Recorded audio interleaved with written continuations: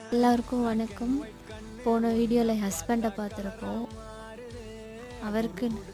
அவருக்குன்னு எதையுமே செஞ்சுக்காமல், தன்னை கவனிச்சிக்காமல், ஒரு முடி வெட்டாமல், ட்ரெஸ் இல்லாமல், எங்களுக்காக மட்டுமே உழைச்சி எங்களுக்காக மட்டுமே எல்லாத்தையும் செஞ்சிட்டு இருந்தாங்களே, அவங்கள அழகு பண்ணி பார்க்கணுன்னு டியூ பணத்தை எடுத்து நான் அவங்களுக்கு ட்ரெஸ்ஸு, முடியெல்லாம் வெட்ட சொல்லி நான் வர சொல்லியிருந்தேன்.